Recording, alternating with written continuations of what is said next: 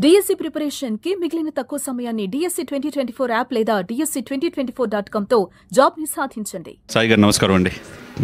ఒకవైపు army, navy, defence ఈ మూడు కూడా చాలా సంయుక్తంగా పనిచేస్తున్నాయి. మోదీ గారి నాయకత్వంలో ఈ దేశం దినదిన ప్రవర్ధమానమై వెలుగుతుంది. మన దేశంతో దాడి చేస్తే ఎవరికైనా ఇదే గతి అని చెప్పేసి ప్రపంచంలో అనేక అగ్రదేశాలకు కూడా ఆపరేషన్ సింధూర్ ద్వారా సమాధానం చెప్పాం. కానీ మన ఇంట్లో మన పక్కన ఉన్న వాళ్ళు మన దేశంలో మన గాలి పీల్చుకుంటా, మన తిండి తింటా, మన నేల మీద నివసిస్తా మన దేశానికి ద్రోహం చేస్తే జ్యోతి మల్హోత్రా లాంటి YouTubers, she belongs to Haryana, ఆమె డబ్బు కోసం కేవలం ఆర్మీ, నేవీ, డిఫెన్స్లో సంబంధించి వెళ్ళి దేశభక్తి పాటలు పాడి యూట్యూబ్లో అప్లోడ్ చేస్తా 1,00,000 మంది యూట్యూబర్లను సంపాదించుకుంది.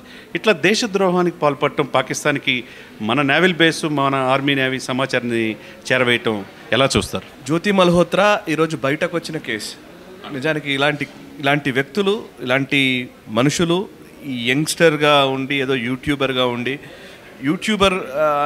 మాత్రమే కాదు, విభిన్న హోదాల్లో గొప్ప గొప్ప స్థాయిల్లో ఉన్నవాళ్ళు మన డిఫెన్స్ ఫోర్సెస్ని వీకెండ్ చేయడానికి చాలామంది ప్రయత్నం చేసిన వాళ్ళు ఉన్నారు.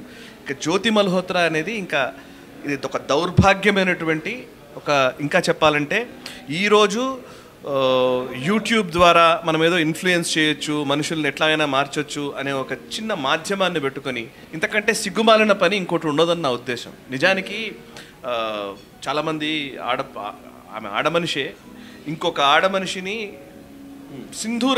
ఆపరేషన్ సింధూర్కి సంబంధించినటువంటిది ఒక సౌభాగ్యాన్ని బేస్ చేసుకొని ఒక ఆపరేషన్ సింధూర్ అనే ఒక మెసేజ్ని ఈ ఆర్మ్డ్ ఫోర్సెస్ పాకిస్తాన్ మీద ఇస్తూ ఉంటే అదే ఒక ఆడమనిషి ఇక్కడ వైపు జ్యోతి మల్హోత్రా కనబడుతోంది.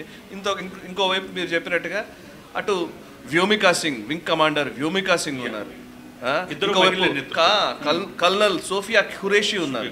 సో ఎవరు మీ ఇన్ఫ్లుయెన్సరు, మిమ్మల్ని ఇన్ఫ్లుయెన్స్ చేస్తున్నది ఎవరు, మీకు ఎవరు ఐకాన్ అనేది ప్రజలు నిర్ణయించుకోవాలి. యంగ్స్టర్స్, టీనేజర్స్ ఇప్పుడు నిర్ణయించుకోవాలి. ఎంత దారుణం అంటే ఈవెన్ మన డిఫెన్స్ ఫోర్సెస్ని వీకెండ్ చేయడానికి చాలామంది ఇట్లాంటి ప్రయత్నాలు చేస్తూనే వచ్చారండి. ఈవెన్ ఆ టైంలో కార్గిల్ వార్ టైంలో ఒక పేరు మోసిన జర్నలిస్టు ఎక్కడెక్కడ ఆర్మీ బేస్లు ఉన్నాయి, ఎక్కడెక్కడి నుంచి ఎవరు దాడి చేస్తున్నారు, కార్గిల్ వార్లో ఎక్కడి నుంచి ఏ కెప్టెన్ వస్తున్నాడు అని చెప్పేసి అప్పుడు లైవ్ టెలికాస్ట్లో చెప్పారు. 2008 ముంబై అటాక్స్ జరిగినప్పుడు కూడా ఇట్లాగే లైవ్ టెలికాస్ట్లు ఇస్తుంటే టెర్రరిస్టులు లైవ్ టెలికాస్ట్లు చూసుకుంటూ మన పైన దాడి చేశారు. సో ఇవన్నీ డైరెక్ట్ కోర్ట్ జడ్జిమెంట్లో ఆ ఎంక్వైరీలో తేలిన విషయాలు. ఇప్పుడు ఏంటంటే డైరెక్ట్గా నేరుగానే డబ్బుల కోసం మన స్థావరాలు ఎక్కడున్నాయి ఇవి ఇన్ఫర్మేషన్ ఇవ్వడానికి ఒక యూట్యూబ్ ఇన్ఫ్లుయెన్సర్లు పనిచేస్తున్నారంటే ఇంతకంటే దౌర్భాగ్యం ఏముంటుంది?